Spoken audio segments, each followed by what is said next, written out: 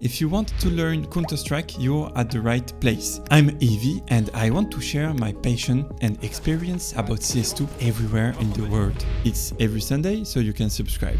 If you think you know how to use this flash properly, which is one of the most used flash in CS2, you should know that you might be part of the 99% of players who actually don't know, because even the pros get it wrong sometimes. You think you know how to use it? Then watch closely and you'll also learn that this flash isn't actually that good.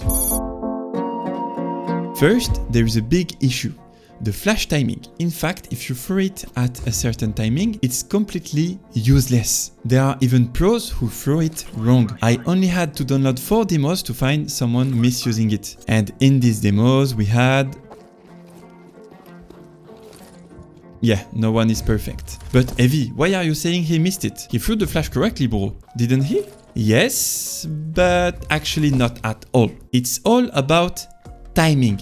Let me explain. The long push almost always happens when there is a good spawn, the best spawn. So we can predict the exact timing and location where the T's will be if they attack the area. This is called a choke point. And when you know the choke points, you become unstoppable. Except that even the pros don't know some choke points, so they throw the flash too early, which means they flash nobody. Because the T's haven't even picked yet, they are not here. So here are the right timings for this flash. The flash should not be thrown exactly at 150 or exactly at 149, meaning that the moment you see 149 appear on your screen, this is not the right moment. So if you throw it at 150 and 149, you will flash nobody, because even the best spawn doesn't have the time to push out. And if you throw it exactly at 149, it flashes no one either, because the T arrives at a quarter of a second later. So a better timing for this flash is mid 149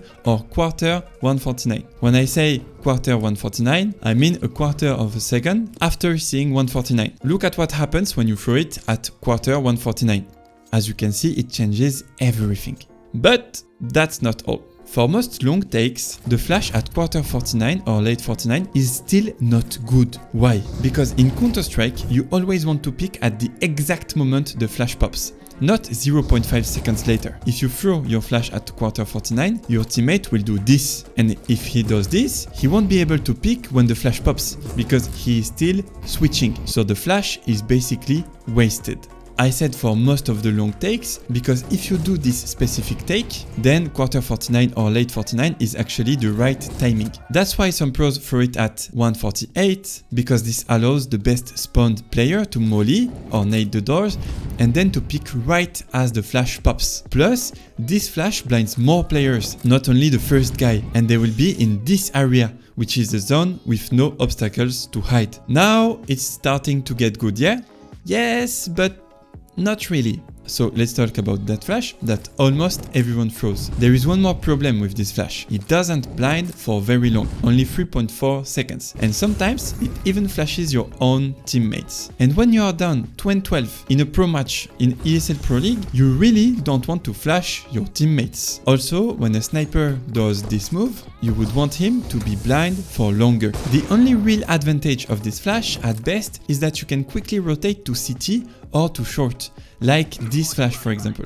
But that's not the goal for most of the players. Most of the players, they want to be ready to help if the zone is being attacked. So, can we do better with this flash? Yes, absolutely. For example, if you stand here and aim here, you have a good margin. You can aim at this thing that looks like a basket. Let's call it the LeBron James flash, okay?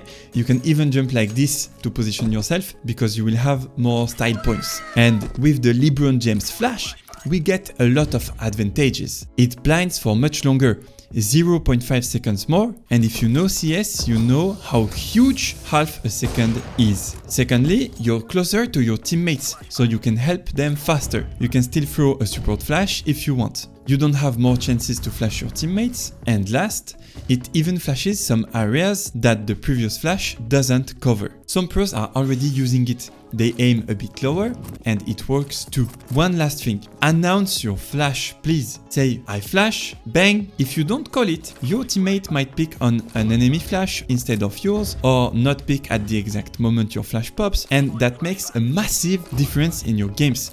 With this detail, you can win the round because of this, and then they are eco, so you win the next rounds, and then they are tilted, so you win your game 13-0. Okay, this is what I wish to you, but at least you will win more situations like this one.